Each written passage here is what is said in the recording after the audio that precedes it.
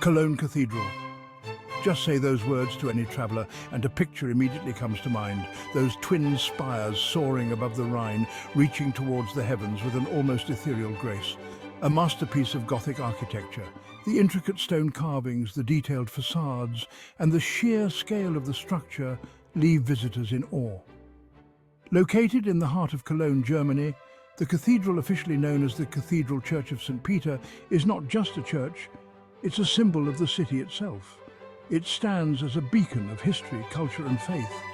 Its presence dominates the skyline, a testament to the faith and ambition of the people who built it over centuries. The twin spires visible from miles away serve as a constant reminder of the city's rich heritage. The cathedral we see today wasn't built in a day, not even in a lifetime. It took over 600 years to complete, with construction starting in 1248 and finally finishing in 1880.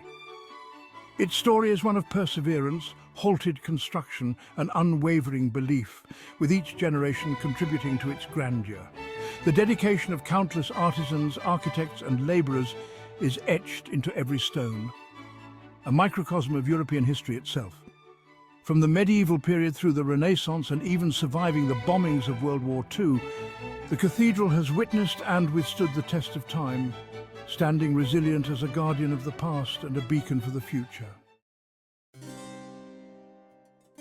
Imagine this, it's 1248, and the foundation stone of a magnificent new cathedral is laid. The air is filled with anticipation and hope as the townsfolk gather to witness the birth of what they believe will be a monumental symbol of their faith and community. This was the beginning of Cologne Cathedral's long journey to completion, a journey that would span centuries, witnessing the rise and fall of empires and the evolution of architectural styles. Now, fast forward through wars, plagues, and changing architectural styles. Each era left its mark on the cathedral, shaping it into a living testament of resilience and human spirit. The cathedral's construction was a stop-and-start affair. Political turmoil, economic hardships, and shifting priorities meant that work on the cathedral was often halted, sometimes for decades at a time. Work began in earnest in the 13th century, only to be abandoned in the 16th century, leaving the structure partially built. The unfinished cathedral stood as a silent witness to the changing times and the challenges faced by its builders. It wasn't until the 19th century, fueled by a surge of romantic nationalism, that construction resumed with a passion. This renewed effort was driven by a desire to complete the grand vision that had been started so many centuries before. Finally, in 1880, over 600 years after the first stone was laid, Cologne Cathedral was complete. The finished cathedral stood not just as a place of worship, but as a symbol of perseverance, faith, and the enduring human spirit. Why build such a grand cathedral? What could have driven the people of Cologne to undertake such a monumental task? The answer lies with Archbishop Konrad von Hochstaden, the driving force behind the project. He was a visionary leader, determined to leave a lasting legacy. In the 13th century, Cologne was a powerful city in the Holy Roman Empire. It was a bustling hub of commerce and culture, with ambitions to match its growing influence. Archbishop Konrad envisioned a cathedral to rival the great churches of France, a fitting home for a very special treasure.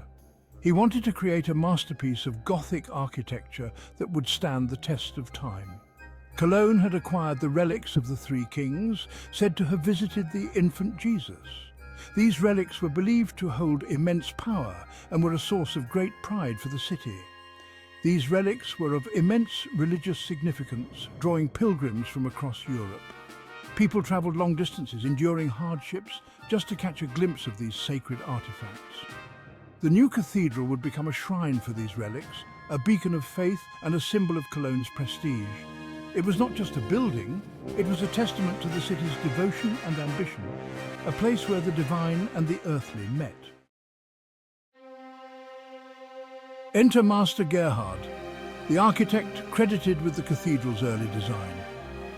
While his true identity remains a bit of a mystery, his genius is undeniable. He envisioned a high Gothic masterpiece, and the cathedral is a symphony of pointed arches, soaring vaults and intricate tracery. The use of flying buttresses, a hallmark of Gothic architecture, allowed for those incredible high ceilings and stained glass windows that bathe the interior in ethereal light. The sheer scale of the cathedral is awe-inspiring. It's one of the largest Gothic churches in the world, with towers that seem to touch the heavens.